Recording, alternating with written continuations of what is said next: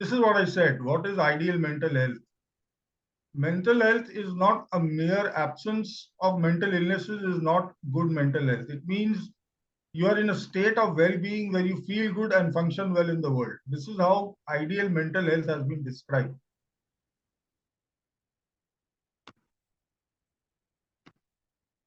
This is how WHO has defined good mental health is where you can cope with the normal stresses of life, where you work productively, where you realize your potential, and where you contribute to the community. These are the four parameters on which WHO defines as good mental health. So yeah, by any of these parameters, coming back to myself, I was in pretty bad shape when I was in college in campus in Baroda, and I was under heavy medication during those days, and I was I was about to be weaned of these medications when things got worse, and I had to rush again to the psychiatrist probably uh, multiple times to control the issues. 1 second. So here is a checklist of good mental health. You are confident when faced with new situations or people. You feel optimistic. You do not always blame yourself. You set goals. You feel good about yourself and you have good self esteem. I could not, on any of these parameters in those days, I could say that I could relate to any of these. And like I said, searching for a good psychiatrist in Mumbai in those days was really an issue because very few psychiatrists were available in Mumbai in those days, and the ones that were practicing, some of them tended to over medicate so that initially the symptoms would subside, little realizing that weaning the patient off medication is again going to be a challenge. So I will talk a little bit about myself and my situation in those days. Basically, my coming to Baroda, I didn't have a sense of direction in those days. I came to Baroda little realizing what biochemistry involved and what biochemistry was. My thought was that a change of scenery for 2 years along with the medication, would get me out of the woods. But that didn't happen. So then I came back to Mumbai after passing out in '85. I drifted for a year and then I said, "Chalo MBA karte hain. At least that'll take care of 2 years of my life." Uh, it is only in the when I came to the second year and the first year, the senior batch was the company started coming for campus interviews on to select my seniors. That's when I realized that next year I'm going to be in the same situation.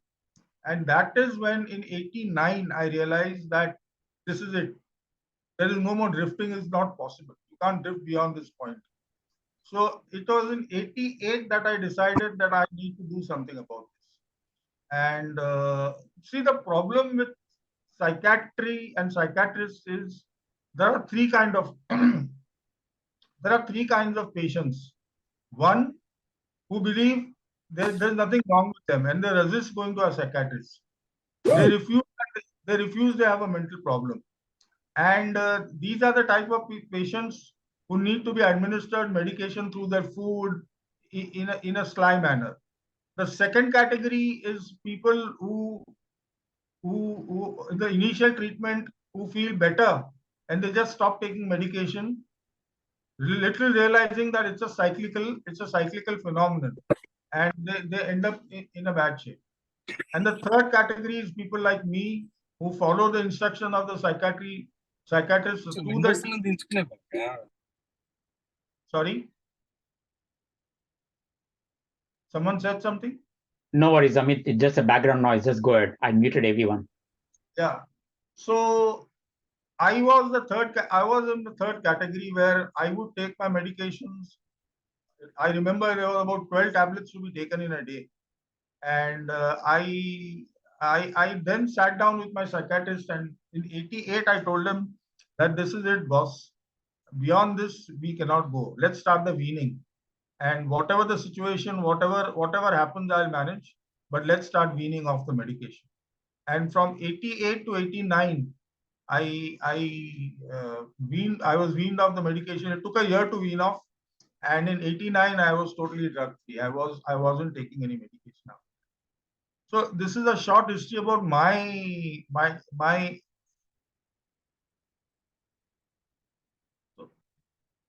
So these are some of the most common mental disorders: anxiety, bipolar, depression, dissociative disorders, ADHD, PTSD, schizophrenia, OCD, eating disorders, addiction, and substance abuse.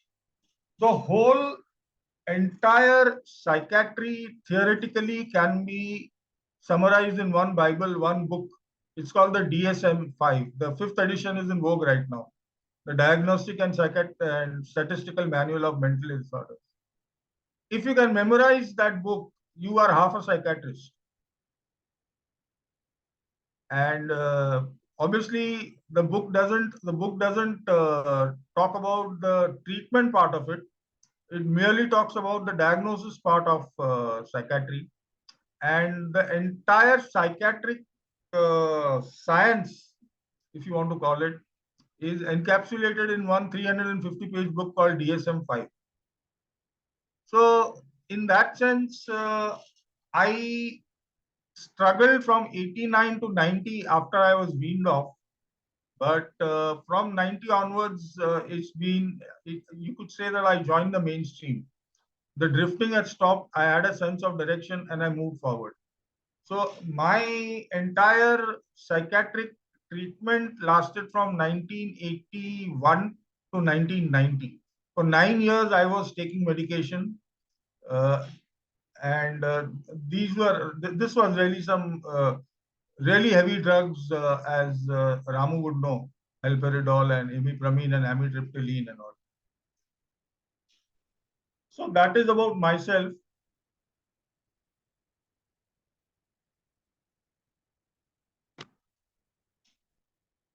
Psychiatry, mental disorders is, as we all know, we've done neurochemistry in our second year, and we all had a mnemonics to memorize the neurotransmitters. So mental health is an interplay of neurotransmitters. There are over 100 identified, but the main ones are GABA, acetylcholine, norepinephrine, dopamine, and serotonin. Norepinephrine, dopamine, and serotonin comprise the amino neurotransmitters.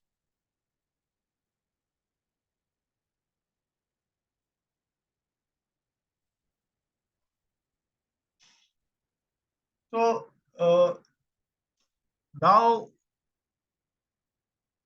I will take you through the history of. Let's take antidepressants as because depression is the most common form of mental disorders that people tend to suffer from. I've just made a short history of antidepressants.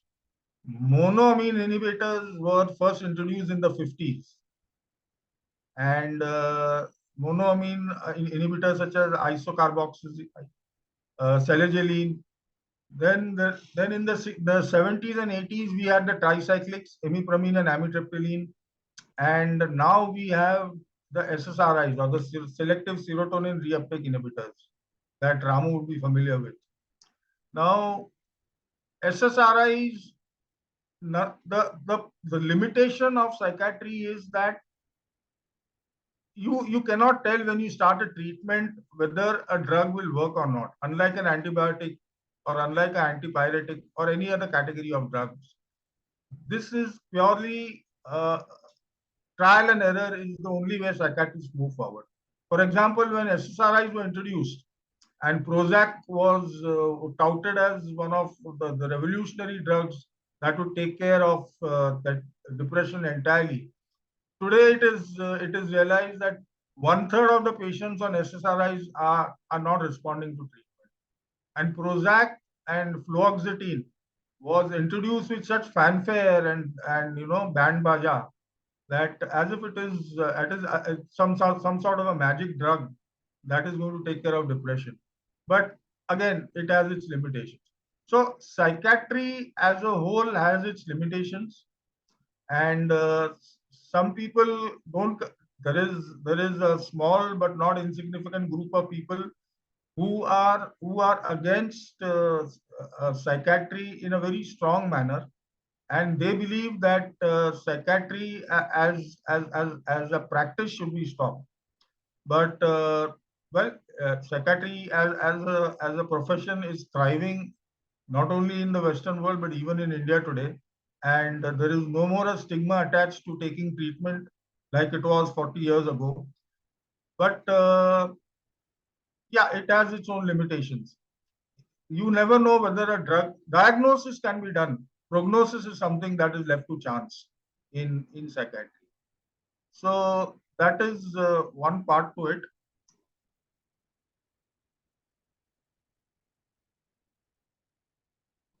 The problem with people who like me is we tend to put a lot of faith in the psychiatrist. Like I'll tell you my example. Each time I went to the psychiatrist in those days, 35, 40 years ago, I would go with the expectation that he's going to give me a new molecule which is going to take care of all my problems. And each time I would come out of his office disappointed because he would say that CT all, continue all, do just take what you're taking. And it took me about 5 or 6 years to realize that there is no magic pill. There is no magic pill that is going to cure me completely. There was no magic pill 40 years ago. There is no magic pill available today that can take care of all your psychiatric problems. So that is a brief.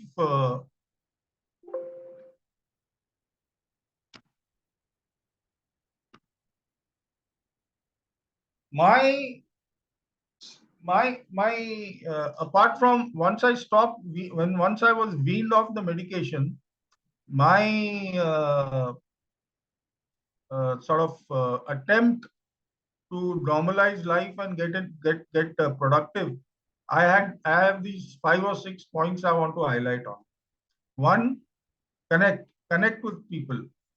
You tend to isolate yourself once you are a patient. You tend to isolate yourself. Connect with other people. Two, physical activity. We all know Ramu will be a better person to tell me about endorphins and physical activity. Learn new skills. That is very critical. Learn new skills. Giving is one thing which which yeah, giving is one thing which really brings out, drives away the blues, and it really is a big boost for your mental health. And the last and the most difficult part is pay attention to the present moment, and that is being mindful. Mindfulness is difficult, but if you try practicing it, these are some of the things that I tried out, and I am now, yeah, 35 years since I took my last pill. So this is short and sweet presentation from my side. Questions? Great. Thank you, Amit. The floor is open for questions. Amit, can you stop sharing the slides so we can actually see you? Yeah.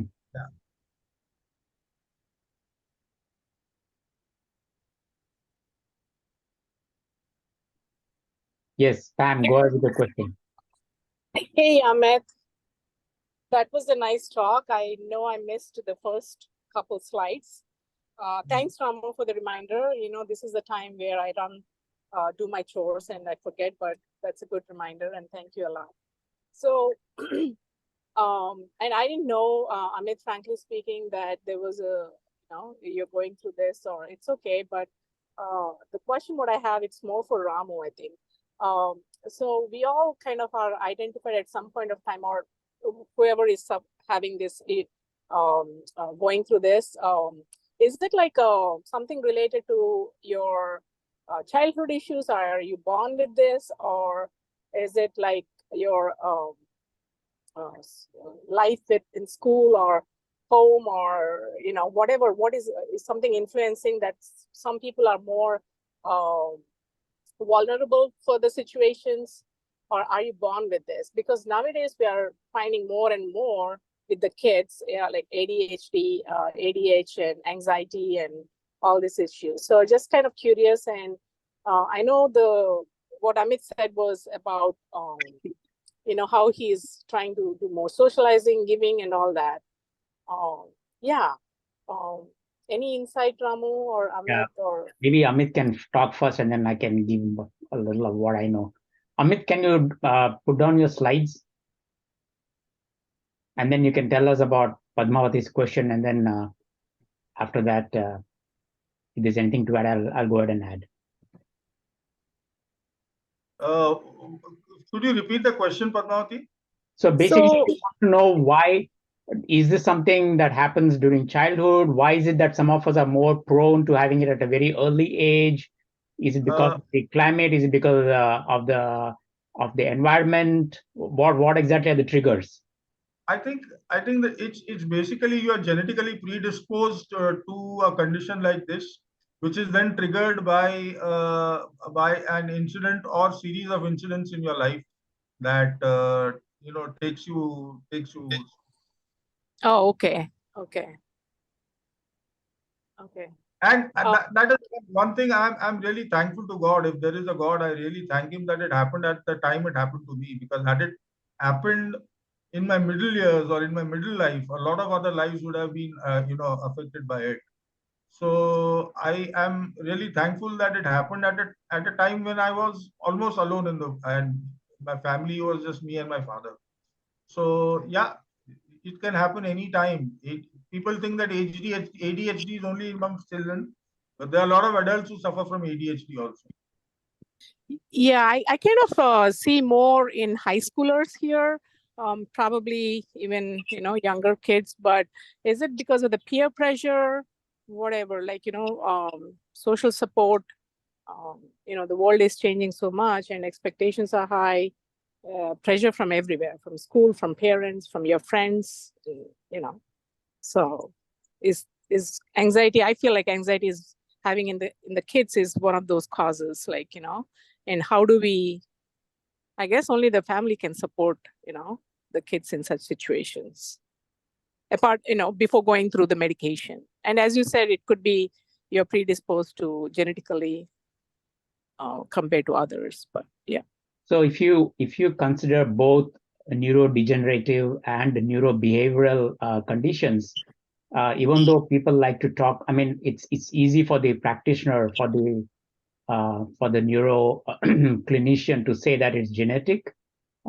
Genetics, in the case of both neurobehavioral and neurodegenerative conditions, genetics accounts for not more than 5% of total cases.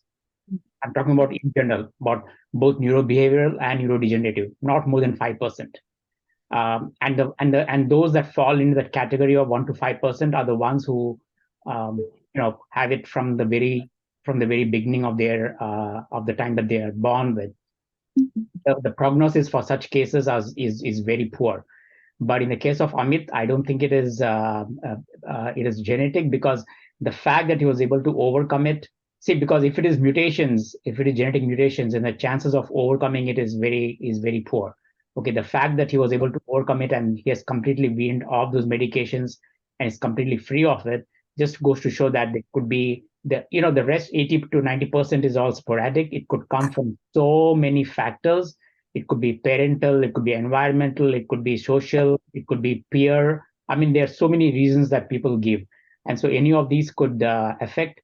And the good thing about that, the advantage with that is, yes, you would have suffered for a few years, but there is a window of opportunity where you can actually overcome it, and by using the correct procedures and tools. So, Ramu, one question. The Hindu culture, right from the childhood, like, in some communities, it is more encouraged than others. But, the chanting mantras and slokas, right from, praying to God and rituals and that we perform, I think those definitely has an added value in controlling emotions in such a pressure situations and focus, what do you call it? Taking care of your thoughts. And you think that It that does. is It does. okay. In fact, my suggestion is, just go to Google and look at so there is this topic called the Sanskrit effect. Okay. Hmm. In that, so these are researchers who went about looking at the social cultures of people who are into what you just said. That is from the childhood days, coming up, going into I am not exactly Gurukula, but then learning all these mantras and everything. But it's just not about learning mantras. It's also about the societal structure. So these are the people who are born into a less of a nuclear family, more of a joint family system where you have 3 to 4 generations of people living. So there's a constant communication. There's a constant network of people talking and moving with each other and all that. So that coupled with other systems of learning, like the mantras and everything else, does have a positive role in their upbringing and in the future growth as well. And that is very important, mainly because now we are seeing, at least in the neurobehavioral field, we are seeing a lot of people, practitioners especially, advocating going back to the roots. In fact, in this country itself, in the US, 30, 40 years ago, people who were staying in a culture, in a family where there were a lot of 2 to 3 generations of family, those people did very well, which is not the case now, where it's like a nuclear family, right? And so, yeah, so people are trying to go back to that old roots of living where you have constant communication, which really helps. There's no doubt about that, especially in the younger period of time when the brains are just developing. The first 10 years or 12 years is when you need to make sure that the brains are exposed to a lot of these communication network, societal network, learning skills, all these sets, and language, diction, all these are very helpful in developing the brain. And so, that's the reason why a lot of societies are now going back to that older system of learning. I think that's a big factor. I wanted to say this earlier as well, that the fabric of our society has changed. I mean, we have grown from a large number of siblings, joint family, to smaller nuclear families, also broken homes. And of course, children or a child growing up in a very isolated environment, with digital tools, boxes, locked up inside a room, rather than go out and play and socialize and mix with kids, even get a little bit rough as we used to. And that is a huge contributive factor to how the mind develops, and in fact develops the other way in terms of picking up sensitivities that should not be there, leading to some disorders. That's what I feel. And what you said, Ramu, going back to roots or going back to community living and community activities, and a large circle of friends, social circles, may contribute to making people being much more stable and stronger. Yeah.